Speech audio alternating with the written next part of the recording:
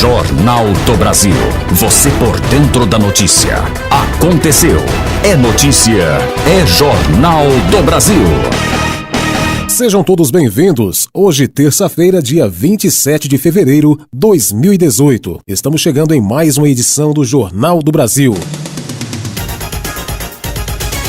As manchetes dessa terça-feira.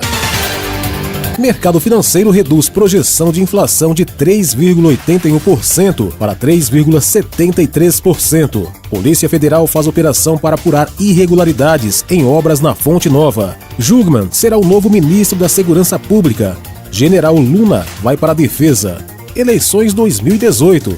Saiba como consultar o número do título e situação eleitoral. Essas e outras agora, na edição dessa terça-feira, dia 27 de fevereiro.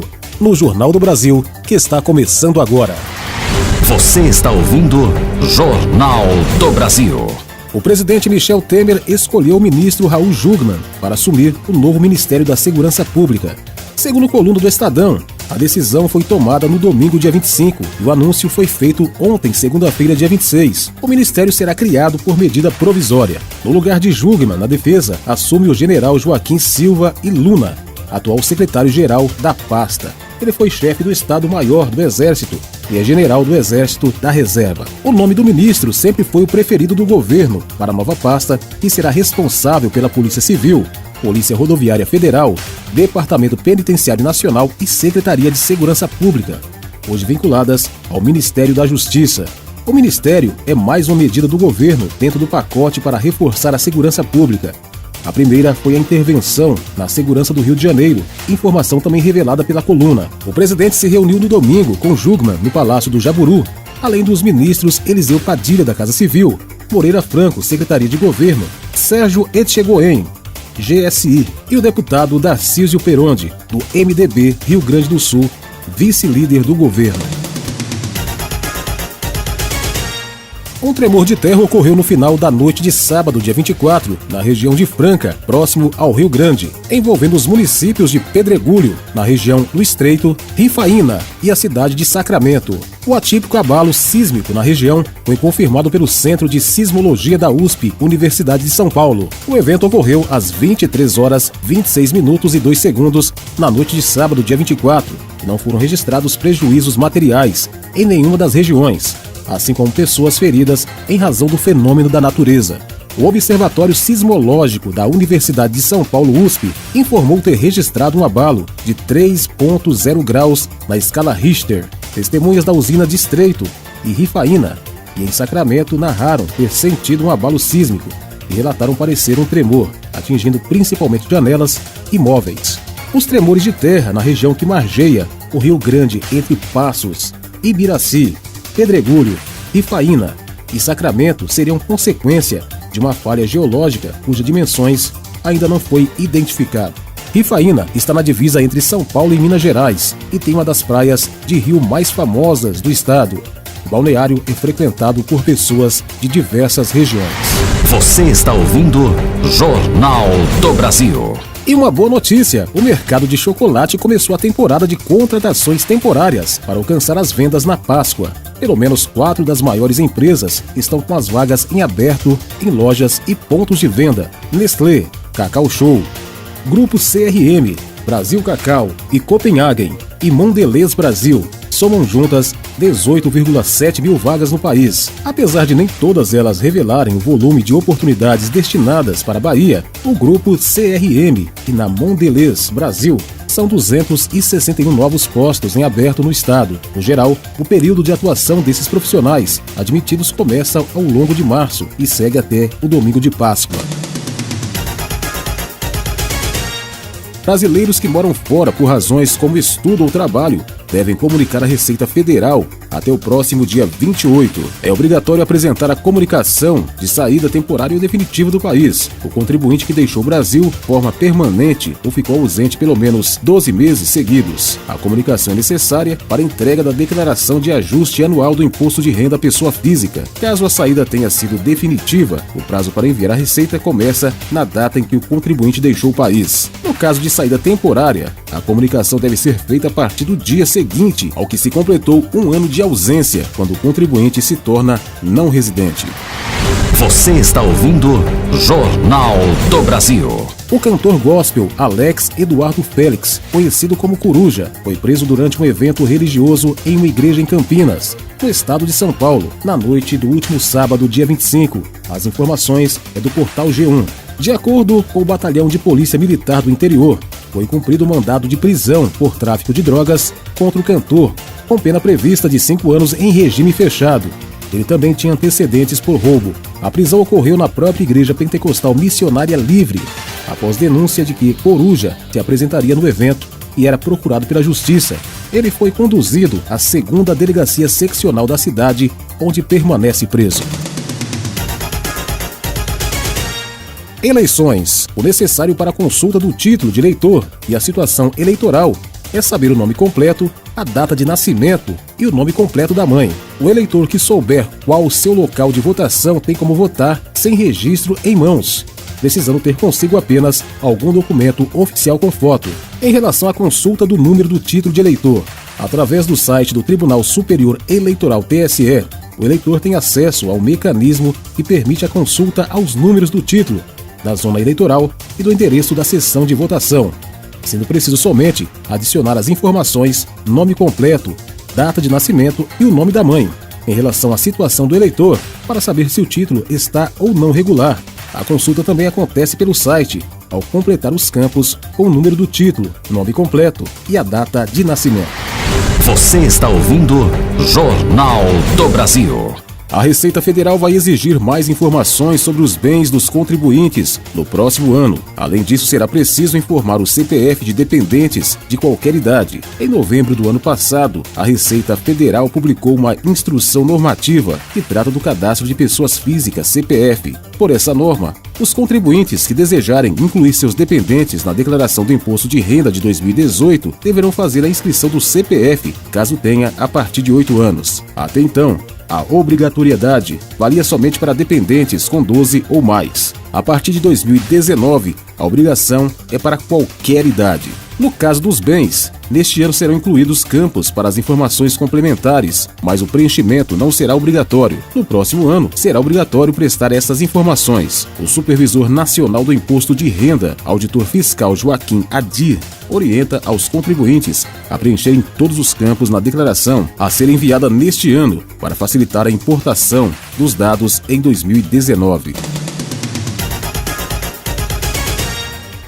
Termina na próxima quarta-feira, dia 28, o prazo para inscrições de jovens entre 18 e 29 anos que desejam concluir o ensino fundamental e obter um certificado profissionalizante no Programa Nacional de Inclusão de Jovens, ProJovem, do Ministério da Educação MEC. O programa oferece 54 mil vagas, das quais 45 mil são destinadas à modalidade urbano, distribuídas em 3 estados e 25 municípios, incluindo 8 capitais, entre elas Manaus, Belém, Recife, Rio de Janeiro, Rio Branco e Natal. Na modalidade campo, há 11 mil vagas em 11 estados e 45 municípios. Os interessados devem procurar a Secretaria de Educação Estadual ou Municipal de sua cidade. Criado em 2003, o programa é coordenado pela Secretaria de Educação Continuada, Alfabetização, Diversidade e Inclusão, SECAD, do MEC, e oferece cursos com duração de 18 meses na modalidade urbano e 24 meses na modalidade campo. Segundo o coordenador-geral de Política Educacional para a Juventude do MEC, Bruno Alves de Jesus, o objetivo do curso é beneficiar jovens de 18 a 29 anos que saibam ler e escrever, mas ainda não concluíram o ensino fundamental. Você está ouvindo Jornal do Brasil. A Agência Nacional de Energia Elétrica, ANEEL, informou que a bandeira tarifária de março continuará na cor verde, o que significa que não haverá cobrança extra nas contas de luz. Com isso, nos 3 primeiros meses do ano, não terá havido cobrança adicional nas contas de energia. Em janeiro, a bandeira já havia ficado na cor verde. Em fevereiro, a ANEEL decidiu manter a tarifa no mesmo patamar. A manutenção dela em março significa e a situação nos reservatórios das hidrelétricas continua a melhor devido à volta das chuvas. Nos últimos meses de 2017, por causa do baixo nível dos reservatórios das hidrelétricas, houve cobrança extra nas contas de luz via bandeira tarifária. Isso ocorre para arrecadar recursos necessários para cobrir custos extras com a produção de energia mais cara, gerada por termoelétricas. A Polícia Federal deflagrou ontem, dia 26, a Operação Cartão Vermelho para investigar possíveis irregularidades em contratos envolvendo serviços de demolição, reconstrução e gestão do estádio Arena Fonte Nova, em Salvador, Bahia, tendo como base um laudo pericial. A Polícia Federal informou que o caso pode ter resultado em um superfaturamento, que em valores corrigidos supera 450 bilhões. Segundo a Polícia Federal, grande parte desses recursos teve como destino o pagamento de propina e financiamento de campanhas eleitorais. 7 mandados de busca e apreensão foram cumpridos em órgãos públicos, empresas e endereços residenciais dos envolvidos no esquema criminoso. As suspeitas são de que na prestação desses serviços foram cometidas irregularidades como fraudes em licitação, superfaturamento, desvio de verbas públicas, corrupção e lavagem de dinheiro. De acordo com apurações feitas pela Polícia Federal, as irregularidades beneficiaram o consórcio Fonte Nova Participações FNP, formado pelas empresas Odebrecht e OAS. Os mandados foram expedidos pelo Tribunal Regional Federal da Primeira Região, com o objetivo de localizar e apreender provas complementares dos desvios nas contratações públicas, do pagamento de propinas e lavagem de dinheiro.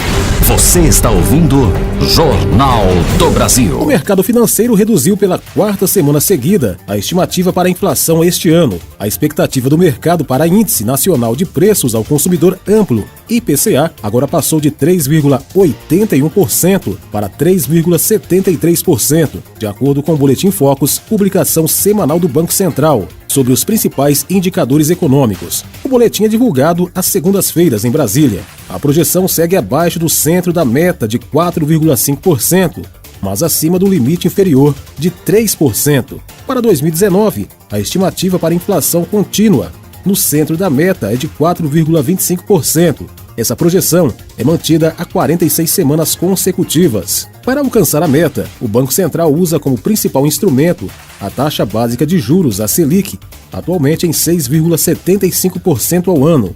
Quando o Copom aumenta a Selic, a meta é conter a demanda aquecida. Isso gera reflexos nos preços, porque os juros mais altos encarecem o crédito e estimulam a poupança. Em relação ao crédito mais barato, quando o Copom diminui os juros básicos, a tendência é de que o crédito fique mais barato, com incentivo à produção e ao consumo, reduzindo o controle sobre a inflação. De acordo com a previsão das instituições financeiras, a Selic encerrará 2018 no atual patamar e subirá ao longo de 2019, encerrando o período em 8% ao ano. Em relação ao crescimento econômico, a estimativa para o crescimento do Produto Interno Bruto PIB, a soma dos produtos, os bens e serviços produzidos no país, subiu pela segunda vez seguida, ao passar de 2,80% para 2,89%. Para 2019, a projeção é mantida em 3% há 4 semanas consecutivas. Agora, no Jornal do Brasil, Placar Esportivo. O último teste do Santos, antes da estreia na Copa Libertadores na próxima quinta-feira, não poderia ter sido melhor para Jair Ventura. Sem contar apenas com Renato, poupado, o treinador foi a campo com tudo que tinha de melhor e conseguiu vencer e dominar o Santo André na vitória por 2-0 na Vila Belmiro. A nota negativa para Jair foi a perda de Gabigol para o clássico contra o Corinthians no próximo domingo pelo Paulistão. O atacante levou o 3º amarelo após seguir uma jogada que já estava parada pelo apito do árbitro. A situação, porém, não deve fazer o técnico tomar uma atitude. Ele, na verdade, prefere valorizar o momento do time e projetar a estreia na Libertadores. Primeiro adversário do Corinthians na Libertadores, na quarta-feira às 21h45, em Bogotá, na Colômbia, o Milionários deve ter um desfalque importante no banco de reservas. Campeão da competição com Boca Juniors em 2007, contra o Grêmio, o técnico argentino Miguel Ángel Russo caiu nas graças da torcida milionária ao conquistar o 15º título nacional do clube em dezembro. Ao mesmo tempo, gerou comoção por sua luta contra o câncer de próstata. A ausência do técnico coloca a responsabilidade mais uma vez nas mãos do auxiliar Hugo Gotardi. Foi com ele que o time venceu o título da Superliga em 7 de fevereiro contra o Atlético Nacional, enquanto o técnico estava internado pela primeira vez pela bactéria urinária. Recuperado de uma lesão no joelho esquerdo, o centroavante Gabriel Jesus foi acionado no final do segundo tempo da partida, que fez o técnico espanhol Josep Guardiola conquistar o seu primeiro título a serviço do Manchester City. A contundente vitória por 3-1 sobre o Arsenal no domingo, em Wembley, assegurou o troféu da Copa da Liga Inglesa ao time que contou ainda com os brasileiros Danilo e Fernandinho. Saiu na etapa final lesionado, como titulares. Sem ser ameaçado pelo Arsenal em nenhum momento da decisão, no jogo único, o Manchester City passou a contabilizar 5 títulos da Copa da Liga Inglesa, somando de 2018 aos de 2016, 2014, 1976 e 1970. Você ouviu Placar Esportivo. O Jornal do Brasil dessa terça-feira fica por aqui. Para você, um ótimo dia, um forte abraço, a gente se fala amanhã. Você ouviu Jornal do Brasil.